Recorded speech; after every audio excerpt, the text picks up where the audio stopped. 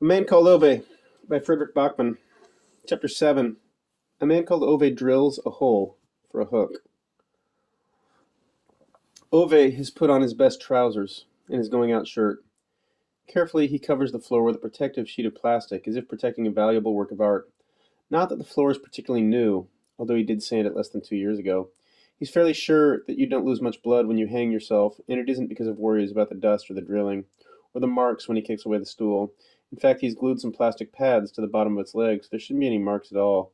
No, the heavy-duty sheets of plastic which Ove so carefully unfolds, covering the entire hall, living room, and a good part of the kitchen, are not for Ove's own sake at all. He imagines there'll be a hell of a lot of running about in here, with eager, jumped-up real estate agents trying to get into the house before the ambulance men have so much as got the corpse out. And those bastards are not coming in here, scratching up Ove's floor with their shoes, whether over Ove's dead body or not. They'd better be quite clear about that. He puts the stool in the middle of the floor. It's coated in at least 7 different layers of paint. Ove's wife decided on principle that she'd let Ove repaint one of the rooms in their house every 6 months. Or, to be more exact, she decided she wanted a different color in one of the rooms once every 6 months. And when she said as much to Ove, he told her that she might as well forget it. And then she called a decorator for an estimate. And then she told Ove how much she was going to pay the decorator. And then Ove went to fetch his painting stool. You miss the strangest things when you lose someone. Little things. Smiles. The way she turned over in her sleep. Even repainting a room for her. Ove goes to get his box of drill bits. These are single-handedly the most important things when drilling. Not the drill, but the bits. It's like having proper tires on your car instead of messing about with ceramic brakes and nonsense like that. Anyone who knows anything knows that. Ove positions himself in the middle of the room and sizes it up. Then, like a surgeon gazing down on his instruments, his eyes move searchingly over his drill bits. He selects one, slots it into the drill, and tests the trigger a little so that the drill makes a growling sound. Shakes his head, decides that it doesn't feel at all right, and changes the drill bit. He repeats this 4 times before he's satisfied, then walks through the living room, swinging the drill from his hand like a big revolver. He stands in the middle of the floor, staring up at the ceiling. He has to measure this before he gets started, he realizes, so that the hole is centered. The worst thing Ove knows is when someone just drills a hole in the ceiling. Hit or miss. He goes to fetch a tape measure. He measures from each of the 4 corners twice to be on the safe side, and marks the center of the ceiling with a cross. Ove steps down from the stool, walks around to make sure the protective plastic is in position as it should be, unlocks the door so they won't have to break it down when they come to get him. It's a good door. It'll last many more years. Puts on his suit jacket and checks that the envelope is in his inside pocket. Finally, he turns the photo of his wife in the window so that it looks out towards the shed. He doesn't want to make her watch what he's about to do, but on the other hand, he daren't put the photograph face down either. Ove's wife is always horribly ill-tempered if they ever ended up in some place without a view. She needed something to look at that's alive, she was always saying. So he points her towards the shed, will think that maybe that cat annoyance would come by again. Ove's wife liked cat annoyances. He fetches the drill, takes the hook, stands up on the stool, and starts drilling. The first time the doorbell goes, he assumes he's made a mistake and ignores the sound for that very reason. The second time he realizes that there's actually someone ringing the bell, and he ignores it for that very reason. The third time, Ove stops drilling and glares at the door, as if he may be able to convince whoever is standing outside to disappear by his mental powers alone. It doesn't work. The person in question obviously thinks the only rational explanation for his not opening the door the first time around was that he did not hear the doorbell. Ove steps off the stool, strides across the plastic sheets to the living room and into the hall. Does it really have to be so difficult to kill yourself without constantly being disturbed? What? Fumes Ove as he flings the door open. The lanky one only manages by a whisker to pull his big head back and avoid an impact with his face. Hi, the pregnant one exclaims cheerfully beside him, though a foot and a half lower down. Ove looks down at her, then up at him. The lanky one is busy, touching every part of his face with some reluctance, as if to check that every protuberance is still where it should be. This is for you, she says in a friendly sort of voice, and then shoves a blue plastic box into Ove's arms. Ove looks skeptical. Cookies, she explains encouragingly. Ove nods slowly, as if to confirm this. You've really dressed up, she says with a smile. Ove nods again. And then they stand there, all 3 of them, waiting for someone to say something. In the end, she looks at the lanky one and shakes her head with resignation. Oh, please, will you stop fidgeting with your face, darling, she whispers and gives him a push in the side. The lanky one raises his eyes, meets her gaze and nods, looks at Ove. Ove looks at the pregnant one. The lanky one points at the box and his face lights up. She's Iranian, you know. They bring food with them wherever they go. Ove gives him a blank stare. The lanky one looks even more hesitant. You know, that's why I go so well with Iranians. They like to cook food and I like to... He begins with an over-the-top smile. Then he goes silent. Ove looks spectacularly uninterested. Eat, the lanky one finishes. He looks as if he's about to make a drum roll in the air with his fingers, but then he looks at the pregnant woman and decides it would probably be a bad idea, And? Ove offers wearily. She stretches, puts her hands on her stomach. We just wanted to introduce ourselves now that we're going to be neighbors. Ove nods, tersely and concisely. Okay, bye. He tries to close the door. She stops him with her arm. And then we wanted to thank you for backing up our trailer. That was very kind of you. Ove grunts. Reluctantly, he keeps the door opened. That's not something to thank me for. Yeah, it was really nice, she protests. No, I mean it shouldn't be something to thank me for, because a grown man should be able to back up with a trailer, he replies, casting a somewhat unimpressed gaze on the lanky one, who looks at him as if he's unsure whether or not this is an insult. Ove decides not to help him out of his quandary. He backs away and tries to close the door again. My name is Parvana, she says, putting her foot across his threshold. Ove stares at the foot, then at the face it's attached to, as if he's having difficulties understanding what she just did. I'm Patrick, says the lanky one. Neither Ove nor Parvana takes the slightest notice of him. Are you always this unfriendly? Parvana wonders, with genuine curiosity. Ove looks insulted. I'm not bloody unfriendly. You are a bit unfriendly. No, I'm not! No, no, no, your every word is a cuddle. It really is, she replies in a way that makes Ove feel she doesn't mean it at all.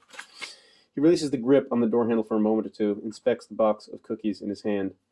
Right, Arabian cookies. Worth having, are they? He mutters. Persian, she corrects. What? Persian, not Arabian. I'm from Iran, you know, where they speak Farsi, she explains.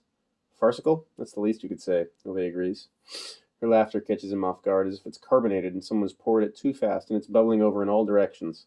It doesn't fit at all with the gray cement and right-angled garden paving stones. It's an untidy, mischievous laugh that refuses to go along with rules and prescriptions. Ove takes a step backwards. His foot sticks to some tape by the threshold. As he tries to shake it off with some irritation, he tears up the corner of the plastic. When he tries to shake off both the tapes and the plastic sheeting, he stumbles backward and pulls up even more of it. Angrily, he regains his balance, remains there on the threshold, trying to summon some calm, grabs hold of the door handle again, looks at the lanky one, and tries to quickly change the subject. And what are you, then? He shrugs his shoulder a little and smiles, slightly overwhelmed. I'm an IT consultant.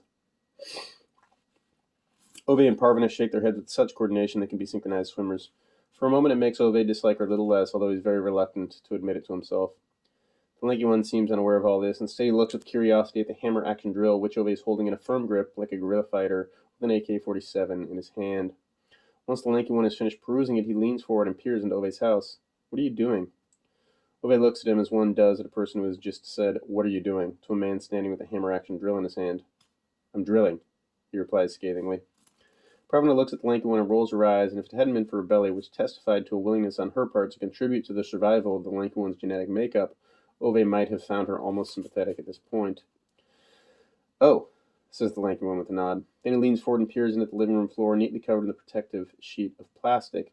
He lights up and looks at Ove with a grin. Almost looks like you're about to murder someone. Ove peruses him in silence. The lanky one clears his throat a little more reluctant. I mean, it's like an episode of Dexter, he says, with a much less confident grin. It's a TV series about a guy who murders people. He trails off, then starts poking the toe of his shoe into the gaps between the paving stones outside Ove's front door. Ove shakes his head. It's unclear to whom the lanky one was primarily aiming what he just said. I have some things to get on with, he says curtly to Parvana and takes a firm grip on the door handle. Parvana gives the lanky one a perfect jab in the side with her elbow. The lanky one looks as if he's trying to drum up some courage. He glances at Parvana and looks at Ove with the expression of someone expecting the whole world to start firing rubber bands at him. Well, the thing is, we actually came because I could do with borrowing a few things. Ove raises his eyebrows. What things? The lanky one clears his throat. A ladder and an Eileen key. You mean an Allen key? Parvana nods. The lanky one looks puzzled. It's an Eileen key, isn't it? Allen key, Parvana and Ove correct at the same time. Parvana nods eagerly at him and points triumphantly at Ove. He said that's what it's called. The lanky one mumbles something inaudible. You're just like, whoa, it's an Eileen key, Parvana jeers. He looks slightly crestfallen. I never sounded like that. You did so. Did not. Yes, you did. I didn't. Ove's gaze travels from one to the other like a large dog watching two mice interfering with its sleep. You did, says one of them. That's what you think, the other one says. Everyone says it. The majority is not always right. Shall we Google it or what? Sure. Google it. Wikipedia it. Give me your phone. Use your own. Duh, I haven't got it with me, dipshit. Sorry to hear that. Ove looks at them as their pathetic argument drones on. They remind him of two malfunctioning radiators making high-pitched whines at each other. Good God, he mutters. Parvana starts imitating what Ove assumes must be some kind of flying insect. She makes tiny whirring sounds with her lips to irritate her husband. Works quite effectively, both on the lanky one and on Ove. Ove gives up. He goes into the hall, hangs up his suit jacket, puts down the hammer action drill, puts on his clogs, and walks past them both toward the shed. He's pretty sure neither of them even notices him. He hears them still bickering as he starts backing out with the ladder. Go on, help him then, Patrick. Parvana bursts out when she catches sight of him. Langhorne takes a few steps towards him with fumbling movements. Ove keeps his eyes on him, as if watching a blind man at the wheel of a crowded city bus. And only after that does Ove realize that, in his absence, his property has been invaded by yet another person. Rune's wife, Anita, from farther down the street, is standing next to Parvana, blithely watching the spectacle. Ove decides the only rational response must be to pretend that she's doing no such thing. He feels anything else would only encourage her. He hands the lanky one a cylindrical case with a set of neatly sorted Allen keys. Oh, look how many there are, says the imbecile thoughtfully, gazing into the case. What size are you after? asks Ove. The lanky one looks at him as people do when they lack the self-possession to say what they are thinking. The usual size? Ove looks at him for a long, long time. What are you using these things for? He says at last. To fix an IKEA wardrobe we took apart when we moved, and then I forgot where I put the Eileen key, he explains, apparently without a trace of shame. Ove looks at the ladder. And this wardrobe's on the roof, is it? The lanky one sniggers and shakes his head. Oh, right, see what you mean. No, I need the ladder because the upstairs window is jammed, won't open. He has the last part as if Ove would not otherwise be able to understand the implications of that word, jammed. So now you're going to try to open it from the outside, Ove wonders. The lanky one nods and clumsily takes the ladder from him. Ove looks as if he's about to say something else, but he seems to change his mind. He turns to Parvana. And why exactly are you here? Moral support, she twitters. Ove doesn't look entirely convinced, nor does the lanky one. Ove's gaze wanders reluctantly back to Rune's wife. She's still there. Seems like she's years since he last saw her. Or at least since he really looked at her. She's gone ancient. People all seem to get ancient behind Ove's back these days. Yes, says Ove. Rune's wife smiles mildly and claps her hands across her hips. Ove, you know I don't want to disturb you, but it's about the radiators in our house. We can't get any heat into them, she says carefully, and smiles in turn at Ove, the lanky one, and Parvana. Parvana and the lanky one smile back. Ove looks at his dented wristwatch. Does no one in the street have a job to go to anymore, he wonders. I'm retired, says Rune's wife, almost apologetically. I'm on maternity leave, says Parvana, patting her stomach proudly. I'm an IT consultant, says the lanky one, also proudly. Ove and Parvana again indulge in a bit of synchronized head shaking. Rune's wife makes another attempt. I think it could be the radiators. Have you bled them? Says Ove. He shakes her head and looks curious. You think it could be because of that? Ove rolls his eyes. Ove, Parvana roars at him once, as if she's reprimanding school mistress. Ove glares at her. She glares back. Stop being rude, she orders. I told you, I'm not rude. Her eyes are unwavering. He makes a little grunt, then goes back to standing in the doorway. He thinks it could sort of be enough now. All he wants is to die. Why can't these lunatics respect that? Parvana puts her hand encouragingly on Rune's wife's arm.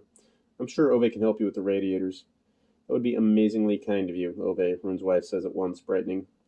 Ove sticks his hands in his pockets, kicks at the loose plastic by the threshold. Can't your man sort out that kind of thing in his own house?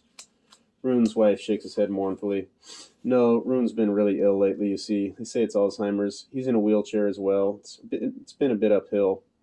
Ove nods with faint recognition, as if he has been reminded of something his wife told him 1,000 times, although he still managed to forget it all the time. Yeah, he says impatiently. You can go and breathe their radiators, can't you, Ove, says Parvana. Ove glances at her as if considering a firm retort, but instead he just looks down at the ground. Or is that too much to ask? She continues, drilling him with her gaze and crossing her arms firmly across her stomach. Ove shakes his head. You don't breathe radiators. You bleed them. Jesus. He looks up and gives him the once-over. Have you never bled a radiator before, or what? No, says Parvana, unmoved. Rune's wife looks at the lanky one a little anxiously. I haven't got a clue what they're talking about, he says calmly to her. Rune's wife nods resignedly, looks at Ove again. It would be really nice of you, Ove, if it isn't too much of a bother. Ove just stands there staring down at the threshold. Maybe this could have been thought about before you organized a coup d'etat on the Residents Association, he says quietly, his words punctuated by a series of discreet coughs. Before she what? Says Parvana. Rune's wife clears her throat. But, dear Ove, there was never a coup d'etat. Was so, says Ove grumpily. Rune's wife looks at Parvana with an embarrassed little smile. Well, you see, Rune and Ove here haven't always gotten along so very well. Before Rune got ill, he was the head of the Residents Association, and before that Ove was the head. And when Rune was voted in, there was something of a wrangle between Ove and Rune, you could say. Ove looks up and points a corrective index finger at her. A coup d'etat, that's what it was. Rune's wife nods at Parvana. Well, yes, before the meeting, Rune counted the votes about his suggestion that we should change the heating system for houses, and Ove thought, And what the hell does Rune know about heating systems, eh? Ove exclaims heatedly, but immediately he gets a look from Parvana which makes him reconsider and come to the conclusion that there's no need to complete his line of thought. Rune's wife nods. Maybe you're right, Ove, but anyway, he's very sick now, so it doesn't really matter anymore. Her bottom lip trembles slightly, then she regains her composure, straightens her neck with dignity, and clears her throat. The authorities have said they'll take him from me and put him in a home, she manages to say. Ove puts his hands in his pockets again and determinedly backs away across his threshold. He's heard enough of this. In the meantime, the lanky one seems to have decided it's time to change the subject and lighten up the atmosphere. He points at the floor in Ove's hall. What's that? Ove turns to look at the bit of floor exposed by the loose plastic sheet. It looks as if you've got sort of tire marks on the floor. Do you cycle indoors or what? Says the lanky one. Parvana keeps her observant eyes on Ove as he backs away another step so he can impede the lanky one's view. It's nothing. But I can see it's, the lanky one begins confusedly. It was Ove's wife, Sonia. She was, Rune's wife interrupts him in a friendly manner, but she only has time to get to the name Sonia when Ove, in turn, interrupts her and spins around with unbridled fury in his eyes. That'll do. Now you shut up. All four of them fall silent, equally shocked. Ove's hands tremble as he steps back into the hall and slams the door. He hears Parvana's soft voice out there asking Rune's wife what all that was about. Then he hears Rune's wife fumbling nervously for words and then exclaiming, oh, I'd better go home. That thing about Ove's wife, oh, forget it. Old bats like me, we talk too much, Ove hears her strained laugh and then her little dragging footsteps disappearing as quickly as they can around the corner of his shed. A moment later, the pregnant one and the lanky one also leave. All that's left is the silence of Ove's hall. He sinks down on the stool, breathing heavily. His hands are still shaking as if he were standing waist-deep in ice-cold water. His chest thumps. It happens more and more these days. He has to sort of struggle for a mouthful of air like a fish in an overtoned bowl. His company doctor said it was chronic and that he mustn't work himself up. Easy for him to say. Good to go home and have a rest now, said his bosses at work. Now you heard his playing up and all. They called it early retirement, but they might have well said what it was, liquidation. Third of a century in the same job, and that's what they reduced him to. Ove is not sure how long he stays there on the stool, sitting with the drill in his hand and his heart beating so hard that he feels the pulse inside his head. There's a photo on the wall beside the front door of Ove and Sonia. It's almost 40 years old. The time they were in Spain on a bus tour. She's suntanned, wearing a red dress, and looking so happy. Ove is standing next to her, holding her hand. He sits there for what must be an hour, just staring at that photo.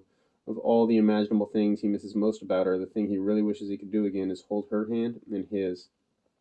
She had a way of folding her index finger into his palm, hiding it inside, and he always felt that nothing in the world was impossible when she did that. Of all the things he could miss, that's what he misses most. So he stands up, goes in the living room, up the steps of the stool, and then once and for all he drills the hole and puts in the hook. Then gets off the stool and studies his work. He goes into the hall and puts on his suit jacket, feels in his pocket for the envelope. He's turned out all the lights, washed his coffee mug, put up a hook in his living room. He's done. Takes down the rope from the clothes dryer in the hall. Gently with the back of his hand, he caresses her coats one last time. Then he goes into the living room, ties a noose in the rope, threads it through the hook, climbs up on the stool and puts his head in the noose, kicks the stool away, closes his eyes, and feels the noose closing around his throat like the jaws of a large, wild animal.